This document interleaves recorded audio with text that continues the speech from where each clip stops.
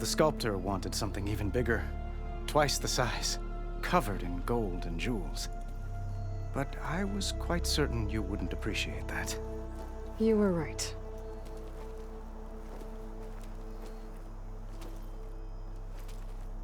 I'm sorry, Avad. It's good to see you, but I can't stay long. I see. I'd hoped you'd remain in the city for a time. Perhaps at the palace. Meridian's still in danger. But it's bigger than that. To put things right, I have to go west. To Nox territory. By the sun, that's a Noct?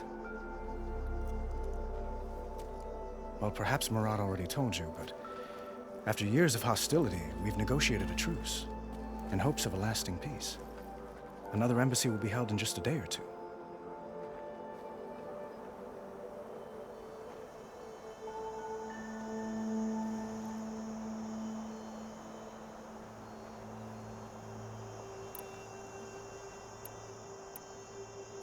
When you say years of hostility, I assume you mean the Red Raids?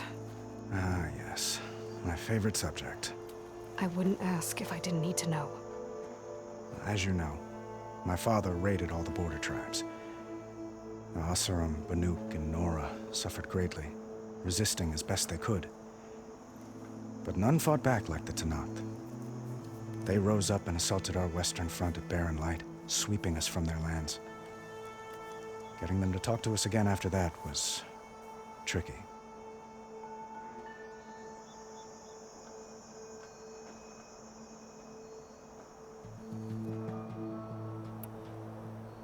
How did you get the Tenakth to talk again after the war? The same way I got you to talk. By giving gifts. The Tenakth like tiaras? More like medals, spices, and relics looted during the fighting. We've met with them on several occasions, and the gifts seem to have eased the tension. But this coming embassy is the most important yet. The best sign we've had so far that the Tenakth want lasting peace.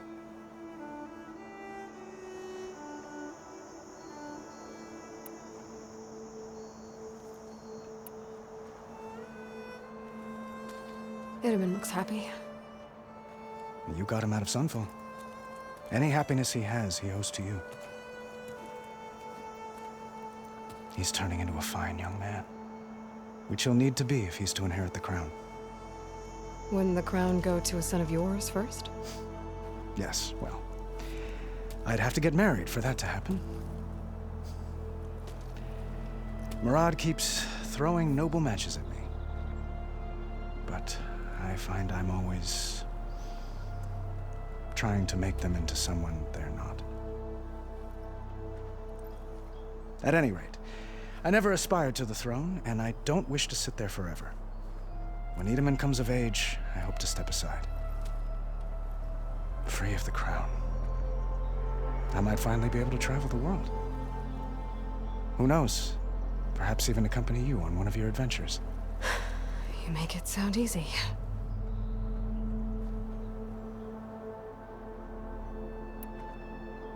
What makes this coming embassy so special?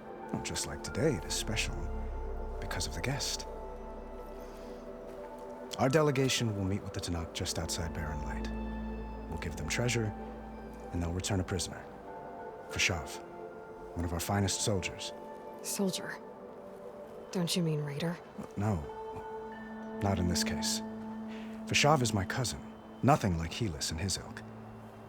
He joined the Western expedition with the hopes of reining in certain excesses.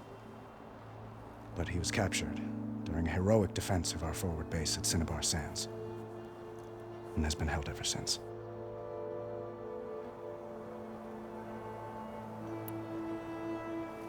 Your cousin, Fashav. How long has he been a Tenakth captive? 5 years. Tenakth emissaries swear he is well, but I wonder.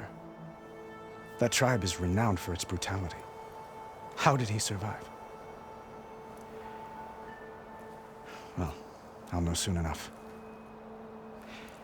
If you see him before I do, tell him that I await him in Meridian, where he belongs. If I see him, I will.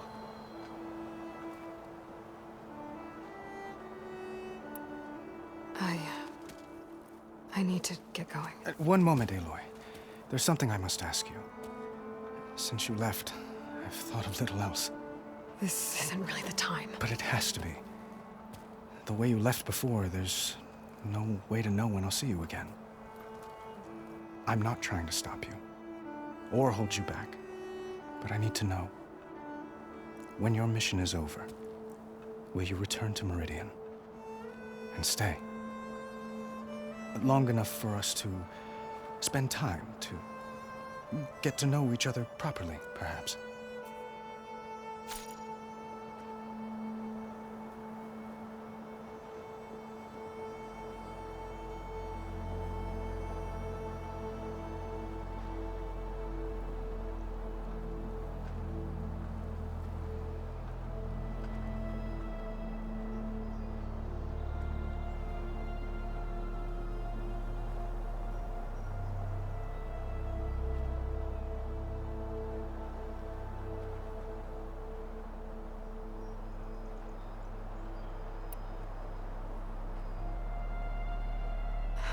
Avad, the situation calls for a higher perspective.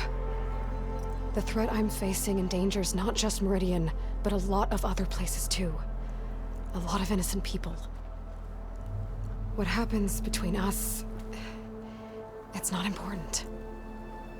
At least, not yet. You're right. I'm acting like a fool. It's supposed to be the king who calls for a higher perspective. Please accept my apology. And my wishes for your success. Goodbye, Aloy. As always, our hopes ride with you.